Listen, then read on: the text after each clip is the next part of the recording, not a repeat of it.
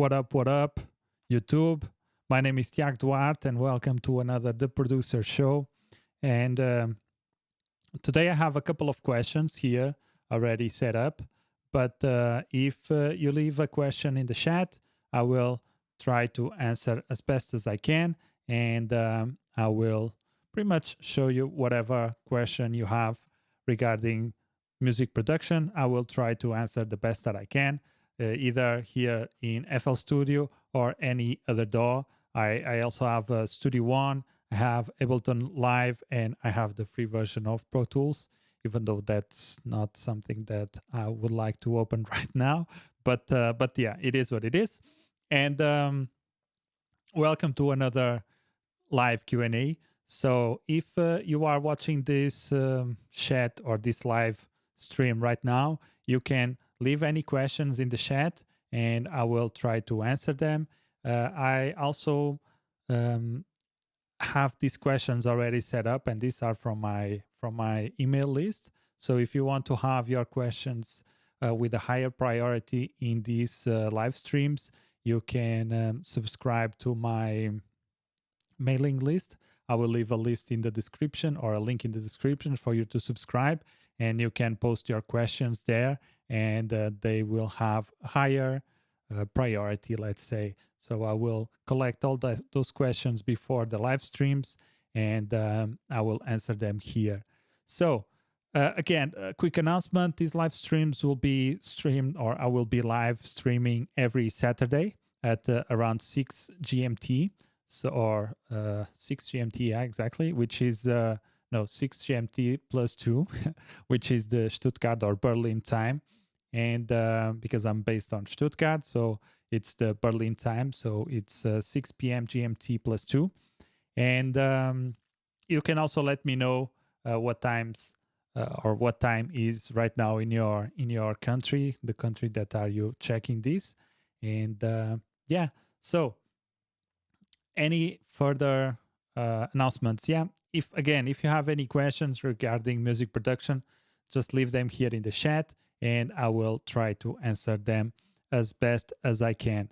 My name is Tiago, I'm from dailybits.pt, and let's go ahead and jump into the first question and see what is the question and how can I help. So the first question is how to automate parameters in FL Studio.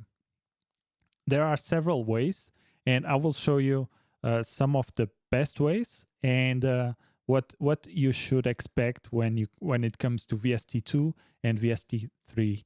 VST3.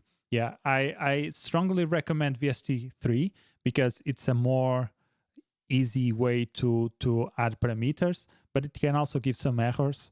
So I will show you the ins and outs of both versions, or both VST versions. So let's jump into FL Studio. Yeah, so here FL Studio, and let's talk about automating parameters in third-party plugins and also in FL Studio. In FL Studio, the best way to automate plugins is by right-clicking on something, and you will have here an option, Create Automation Clip. That's it. That's the most simple question or answer. It's you right-click on something, and you go here, Create Automation Clip, and you will see that if I do here, and if I go to the playlist, I have here now a clip that I can move around, I can edit, and if I, for instance, do this, and if we go to the channel rack, you will see that this plugin, as we play, or this parameter, sorry, as we play, the parameter starts to move on its own. So this is how you would automate your parameters in FL Studio. It's quite simple. FL Studio has everything integrated, so it's very easy to do this. But the problem arises when we want to do automation in, let's say, in plugins. So let me close this, and let's go, for instance, to a plugin in FL Studio, one classic, which is the 3x oscillator. So in this plugin, if we want to automate stuff here, we can just right click, again, create automation clip. It's the same as the swing knob that I showed you here. So we can pretty much automate everything, create an automation for every single parameter that we have here in FL Studio or on the plugins designed by ImageLine. And if we go, for instance, to the mixer, and if we do the same, right click, you will find always create automation clip. So this is always here, always present. And let's open, for instance, the filter. If we right click here, maybe not here, we don't have these options, but what does this, this moves, for instance, this knob and also the frequency. So if we move the frequency around, we can move all the knobs here, and you can see this going up and down and the frequency moving. So as you can see, so if I right click here, it shows these buttons. It doesn't show create automation clip, but we can just simply go here and right click and say create automation clip. And that way we can pretty much automate any single parameter. So I see a comment from Johnny. Hola. Hi, Johnny. What's up? So if you have any questions regarding music production, just leave them in the chat and I will try my best to answer. Okay, let's go back to the question. And the question is how to automate parameters in FL Studio. Okay, so this is how you can do that. And let's go now to the hardest way to do this, which is by using third-party plugins. And let's open here, for instance, one from Air. Let's do this Expand 2, which is one plugin that I really enjoy. So if I right click here now, there's no create controller. No, what's the name? Let me see. Create automation clip. So if I right click here, there's nothing to give me that option here. So how can I automate this? There are two ways. I will show you the easiest one and the hardest one. The easiest one is just you select a knob that you want to automate. You move it like so. For instance, let's put this at center again. And then you go to this small triangle. You click here and then you go browse parameters. What this will do is it will show a list in the browser. And if I click here, it shows the list of the parameter that I last selected, which is the panning here for the filter A or for the instrument A. And if I right click here, you will see that I have a create automation clip. So that's how we can automate parameters for the third-party plugins. So let's go and let me show you now the parameter for this. Let me close here some stuff to make it easy to see.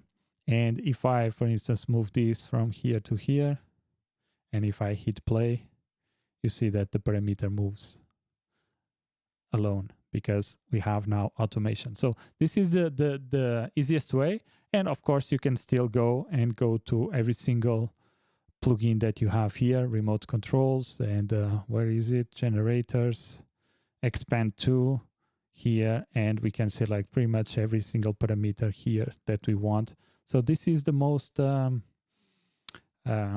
tedious way. So I strongly recommend you select the parameter that you want, you move it around, and then you go here, browse parameters, and then it will show which parameter you selected, and you right click and you create automation clip. So now let's talk about a little bit about version VST version 2 and version 3.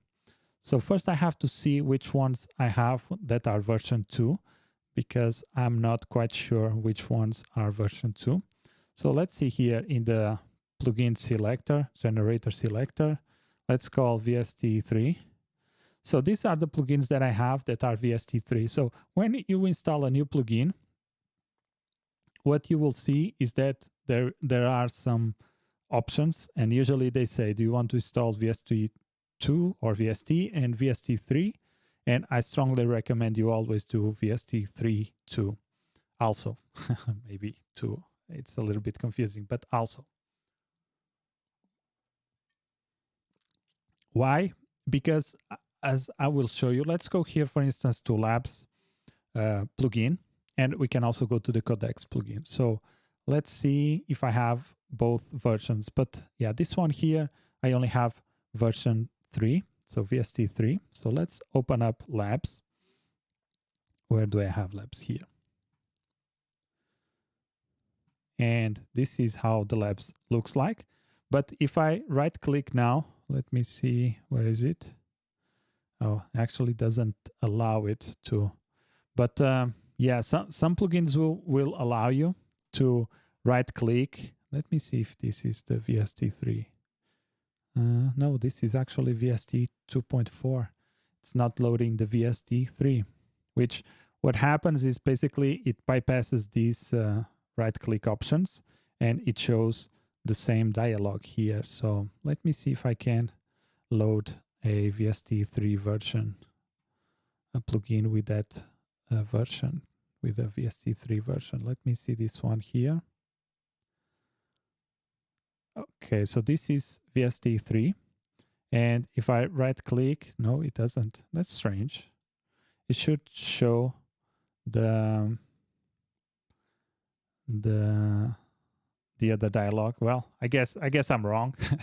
Like I said, I try my best to give you a correct answer, but yeah, looks like they both have the same dialog. So again, if you want to automate something, you just click on the knob, you go here and browse parameters, and it will show you the parameter that you just selected, oscillator 1 tune, which was this knob here, and we can right click and create an automation, and that's how easy it is to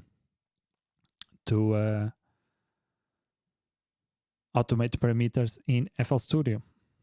So let's go again, and let's switch back to this camera here. And again, if you are seeing this live stream, I will be streaming every Saturday at around 6 p.m. GMT time, which is GMT +2, which is Berlin time. And because I'm based in Stuttgart, that's the time that I'm streaming. And you can come here and ask your questions. You can leave them in the chat. And as soon as I see them, as soon as I finish the current question or answer, I will try to answer your questions the best that I can. And it's basically questions related to music production, and I can also answer them based on any DAW. I have the most common DAWs here in my system, so I can try to show you the best that I can or answer your questions the best that I can. And also, I will leave a link in the description so that you can subscribe to my mailing list where I collect questions from there, and those questions have priority. So if you want your questions with higher priority answered, just subscribe to the mailing list, and I will be sending forms regularly so that you can post your questions, and I will collect them and answer them here in the live streams. Okay, so I see we had a couple of viewers now. There's just me. That's fine. I'm still growing this live stream stuff, and that's fine. Let's go ahead and go to the next question, which is, what is sidechain? And that's a very good question. And let me just wet my word here. So, what is sidechain? Sidechain is the act of sending a parallel signal to the signal that you are working with. Let's say you are working with drums and you want to sidechain the drums. What does that mean? It means that you will be adding extra processing to the drums and effects to the drums, but you will not apply them to the main channel. So let's go into FL Studio and let me show you how to do that. Let's first create here a drum loop very easily, and I think I can use one of the templates.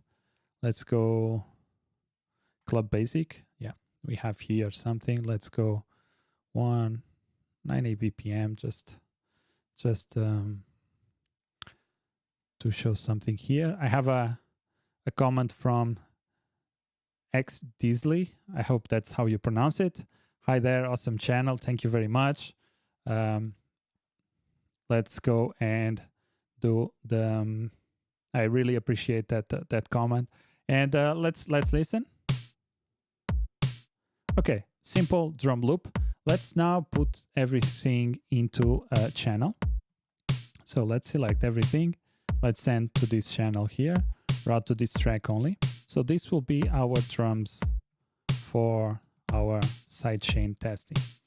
And right now, if I want to add compression, distortion, EQ, I would go here to the slots and I would apply directly into this drum channel. But let's say that I want to add different, how can I say, different processing or a sidechain processing to this. What I would do is let's stop here the playback. What I would do is go here and send a copy of the same plugin or the same channel to a different channel. And to do that, we do route to this track. So if I click here, now you see that we have two routings, one for the main, for the master, and one for this second channel. And let's call this sidechain. Sidechain. And now if, let's say, I want to add some distortion, I can go here and add some cool distortion.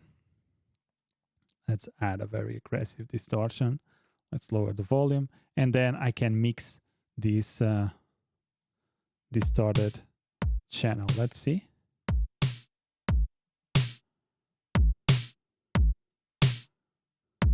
Okay, let's make it a little bit more aggressive. So now you see that I'm applying some effects, but in a sidechain way. So if I remove the sidechain,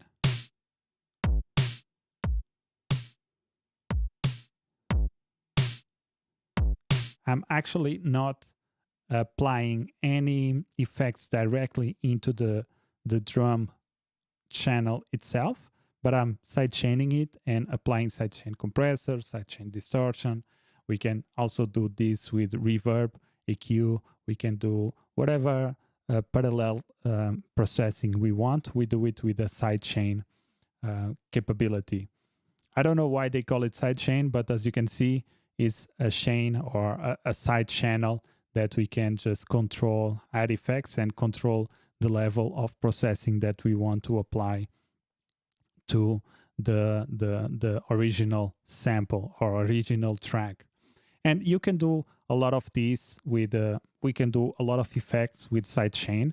We can do parallel compression. We can do parallel reverb, parallel delay. We can do the pumping effects that I showed you last week, which is the effect that we usually use in electronic dance music to make the pump effect, to make the kick more present. So there's a bunch of other effects that we can do, and this is just one of them. Another way, which is a little bit more advanced, I would say, is using Patcher. Patcher is a very nice plugin, but it's not as easy to understand as normal channels in the mixer. So here we have a canvas that we can add plugins and just do signal processing over it. So we have way more control than we have here in this channel in the mixer. So if I hit play now, there's nothing coming out of the speaker. So we have the signals here for the kick and the snare and the hi-hat. And let's put the hi-hat, actually, let's put here a fill each 2 steps. So we have kick, hi-hat, and snare. And as you can see, everything is being routed to this drum loop or this drum channel, but we don't have any output. Why? Because there is no connection from FL Studio to FL Studio. But if we click here and do this, now we have some sounds. Let's lower this, put this a little bit to the left so that this sounds a little bit more like a drum loop. So let's say that now I want to do some sidechain processing here. How can I do? is pretty much the same thing that I did here. So I have the main drum loop going through directly to FL Studio, and now I need to add side chain processing. How can I do that? I go here. Let's use the same thing that we use, Blood Overdrive, and I can just click here, send a new copy into Blood Overdrive. Let me copy the same, or pretty much the same settings, and now I can send a new copy, or the processed copy, or the output from Blood Overdrive. I can send it directly to FL Studio. And now I have a sidechain processing, and I control the volume here. Okay. So this is the same thing. It's still sidechain processing or sidechaining, but it's done with a plugin instead of doing it with a router. So let's try to see. As you can see, it sounds pretty much close to. Maybe we can increase the volume here. And let's see, we have pretty much the same configurations. But as you can see, we can either do it using channels like this, or we can use it using patcher. And patcher is a little bit more advanced, but we can still control pretty much everything. And we can do, if you don't want to do like if you want to do like 3 single process chains, you would have to do one for channel 6, channel 7, channel 8. But here you can just add new plugins. Let's add some reverb. Where is my reverb? Here we can add a reverb and do a third channel here, or a third chain of processing. And we can go here, add just let's do just wet signal, supply a low cut, and then we can mix.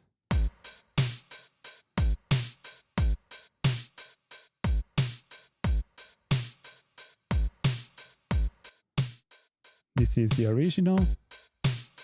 This is the sidechain.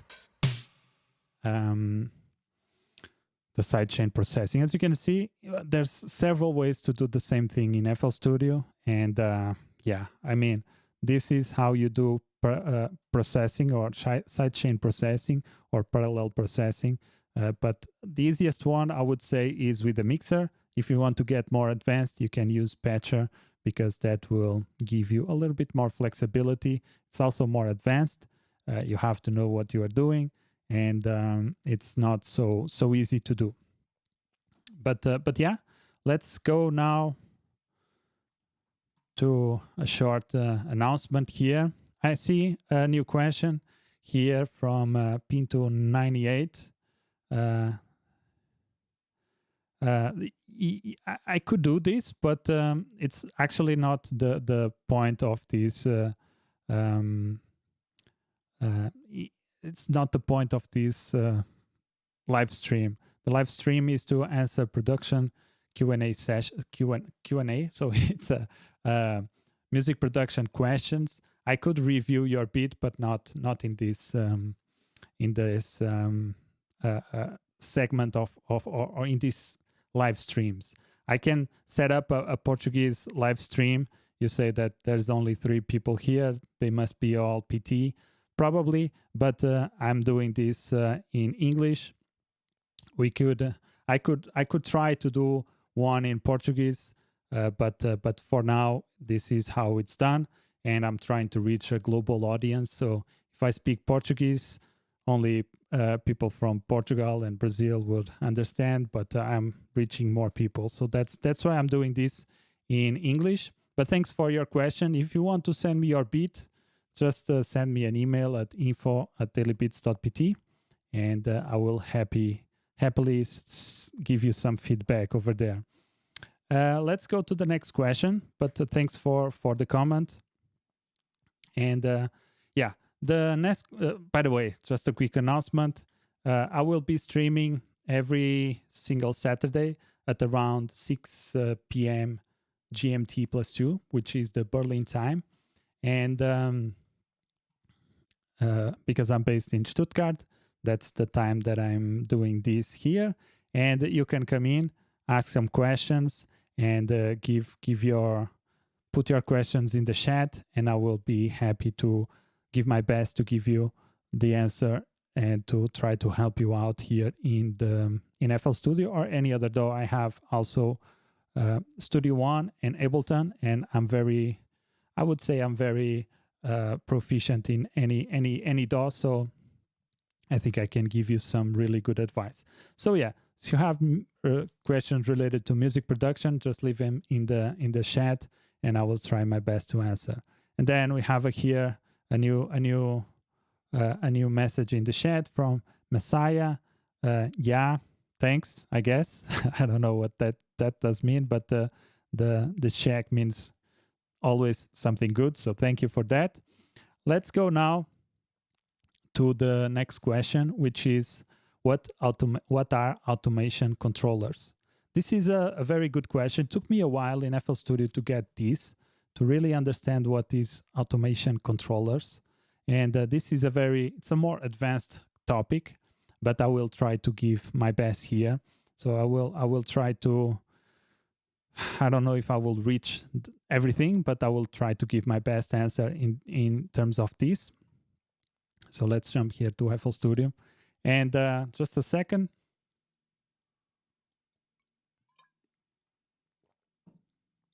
Speaking like this makes my mouth dry, so I have to get a sip of water. So let's see, what are automation controllers? This is a very good question, and it's a question that will probably help you out a lot. It took me a while to understand what are automation controllers, and basically I've talked about how to automate parameters in FL Studio. That was the first question, and and in this question I showed you how to automate, which is basically right click and create automation clip. But we also have automation controllers which expand the functionality of automation. And I see here a new question: what causes plugins sound like they are distorted in FL Studio?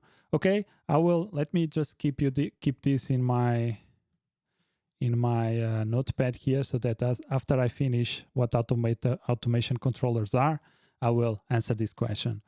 Okay, so going back to automation controllers, let's load an automation controller so that you can see. We have here this section called controllers, and there's a bunch of controllers here. So let's just focus on this Fruity Formula controller. So right click here, and this window shows up. So you need to know a little bit of math so that you can use these controllers, at least this specific one, because this gives you a formula so that you can type, and this will do something. But we also have here some presets.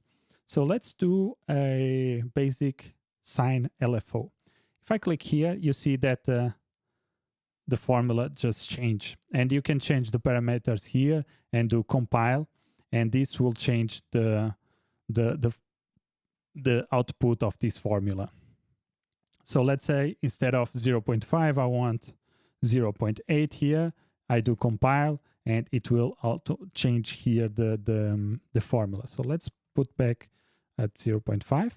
Now if I hit play, you see that this is the curve that is creating this sine wave LFO. And now, as you can see here, we have A, B, and C, which are the parameters or the knobs that we can change in this formula, which this is very powerful. If you understand a little bit of math and how to write your own equations, and you can even search for equations online, but you can have really advanced curves here or really advanced signals. So let's try to decrease A to see what happens. You see what's going on? Because I'm applying A plus this formula here, what I'm doing is basically lowering the offset, or giving an offset to this sine wave here. And basically this is lowering the peak of the waveform. So let's put this at 0 again, and let's bring this down, B. And what does this do is this reduces the peak volumes. So as you can see, we can pretty much make it really, really high or really low or 0. If we put this at 0. Let's put this at 0.5, there's no signal here. But if we change it here, that goes to maximum, and here it inverts the phase. So we can play around with this, and then we have here the C knob, which we can change the length of the LFO. So, okay, this is all good, but how can I apply this to anything else? Very simple. You just, instead of clicking Create Automation Clip, you link to controller. Now, if I click Link to Controller, I have this pop-up window here. And let me see. Yeah, I have this pop-up window. And here in Internal Controller, I can select, and you will see that it shows here. So let's see if I name this controller. Let's see, Sine LFO. Okay. If I do the same thing that I was doing, so let's go here, link to controller. Now you will see that Sine LFO shows here. So if you name the controller, it will also be here, easy for you to check what are you trying to control. So let's click here, let's accept, and look at the knob. The knob now follows this line. So if I make it, let's make it a little bit longer. Okay.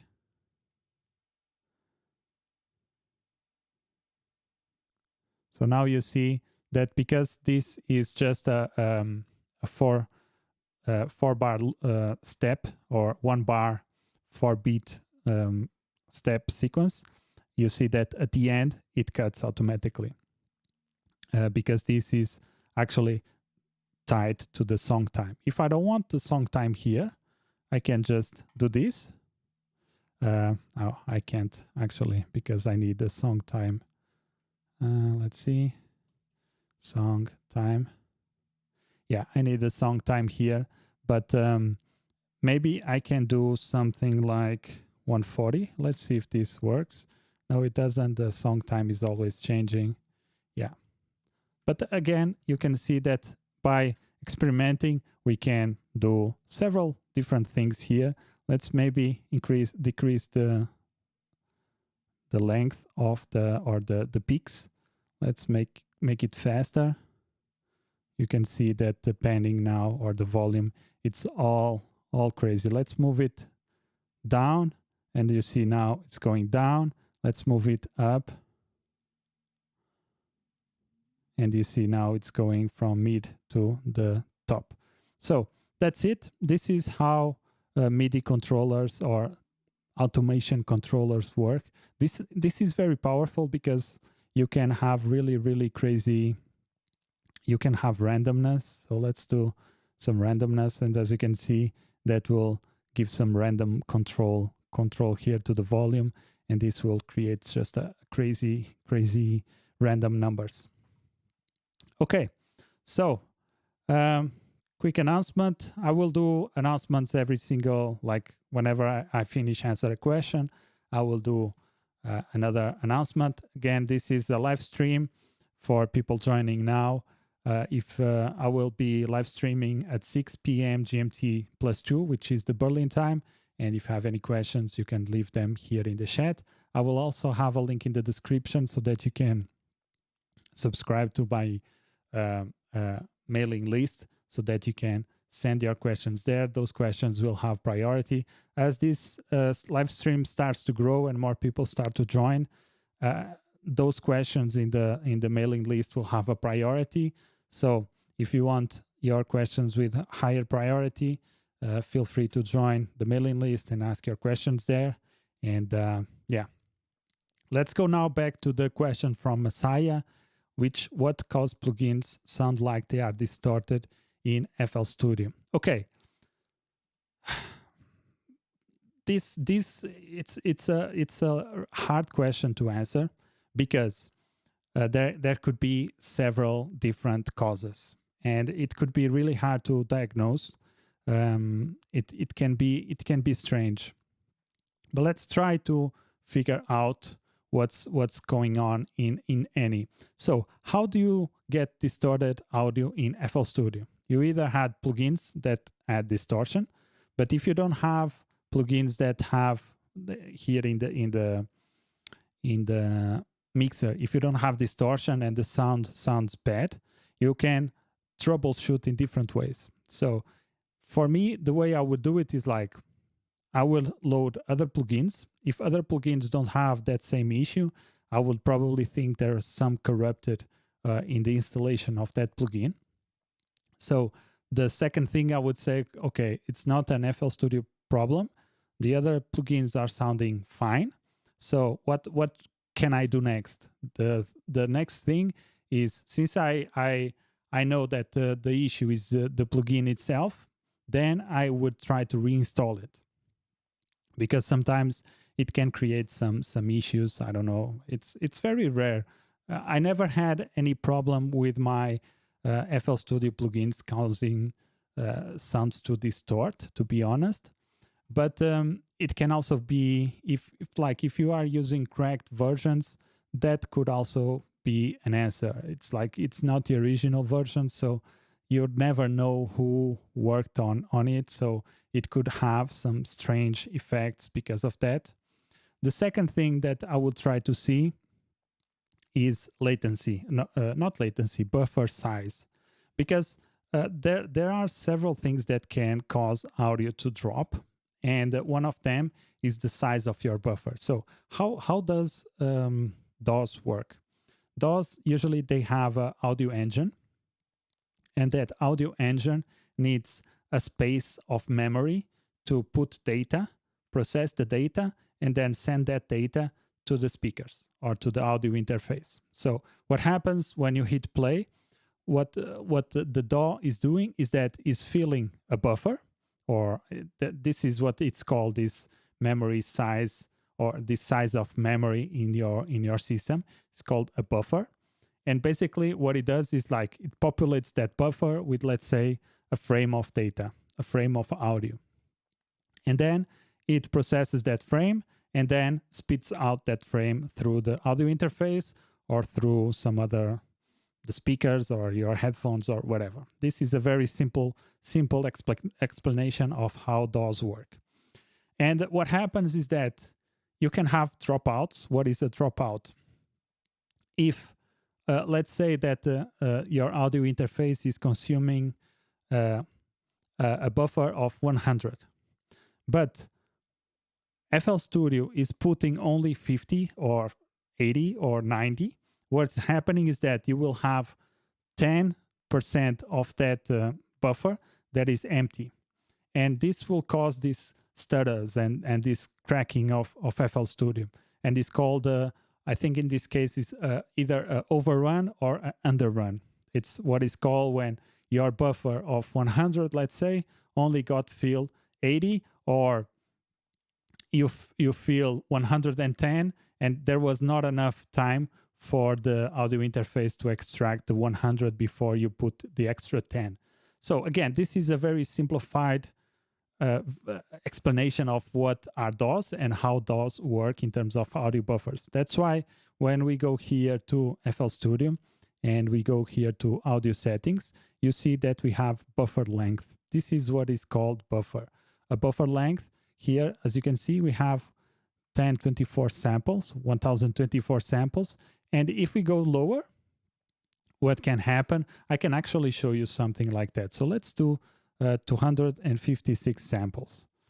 Okay, so I changed the size here. Let's put something here playing. Let's see. Let's bring some drums just to give some example. Let's do a simple drum loop.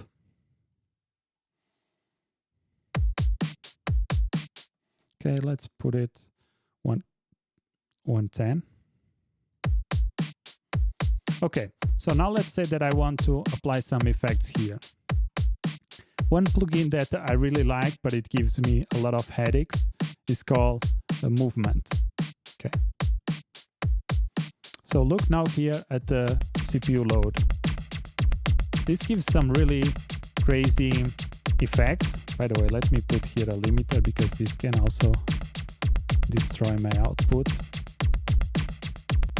Okay, just a small limiter.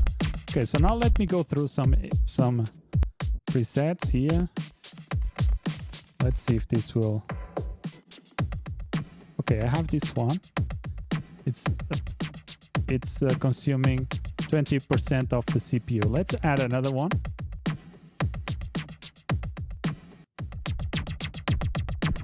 Okay, so this is giving me now a crazy effect, but you can see it's already at 40. Let's add another one.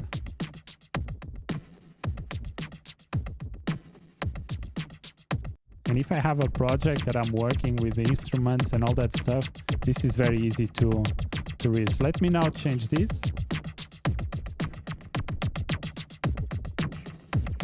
Okay, so now you're starting to see some issues here. Let me add another one. And let's try to max out this processing chart here.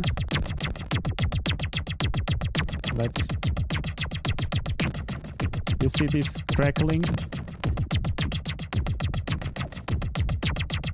This is what is called underruns.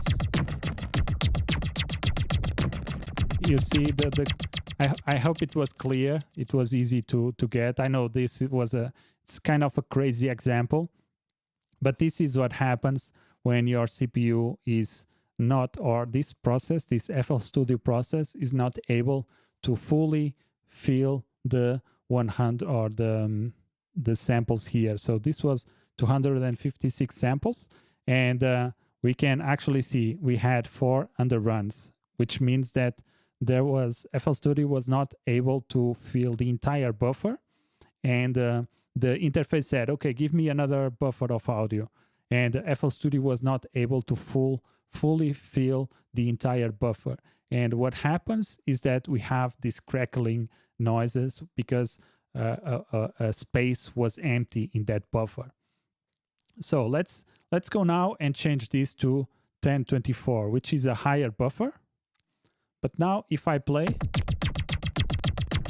if I move this around, now we don't see or we don't hear the crackling, and you can see that the buffer, the processing here never goes beyond 70 maybe, or 60 something. Let's say 70.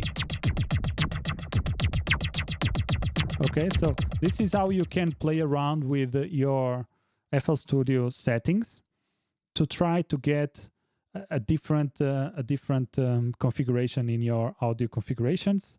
I know that sounds a little bit strange, but you can set a different configuration so that you can have a higher buffer, and it will have more time to process everything, and it will enable you to not have so many cracks in your system or in our audio. So again, I don't think this answers your question why they sound like distorted. It can be that. It can be also that the output of the plugin is very, very loud and is actually clipping in the output and is sounding distorted. So you also have to be sure that your output never goes above 0. In the specific channel, that's fine, because if it's a 32-bit channel, it will not clip or digitally clip only when it goes to the output, only when it goes to the master channel. So that could be another reason. So it depends. It really depends on the case by case. But I would go about these 2 or 3 options to try to figure out what's going on with the plugin. And you can still do some type checking when you install a plugin. So there's also some other options when you do manage plugins. Let's see, when does this? Yeah, if you can see here, there's also verify plugins, and there's also rescan previously verified plugins. So if you want to refresh your database, maybe there is an error with the plugin. As you can see here, for instance, the Labs plugin shows here interrogation point. I don't know why. I could probably change that by clicking, going here, plugin, and changing from effect to synth or whatever. But yeah, you can always rescan your plugins to try to solve an issue.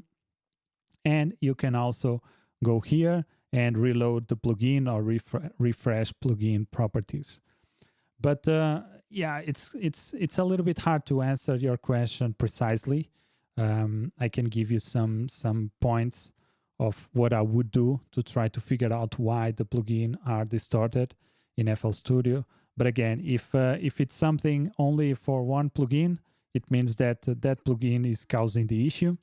If it's something that it's general in FL Studio, probably there's a bug in the installation, so you have to reinstall stuff to try to solve that issue. I hope that answered your question. I hope it was helpful in a way. But yeah, that's how I would go about it, trying to solve the question regarding plugins distortion or not working correctly. Okay, thank you so much. Another quick question: are all DAWs have the same output quality sound without any limiter in the mix, or they are like studio monitors? They have specifications on their outputs. Let me think. Every DAW has its own audio engine, but like I did a video a few weeks back, and I was checking the output from Pro Tools and the output from FL Studio.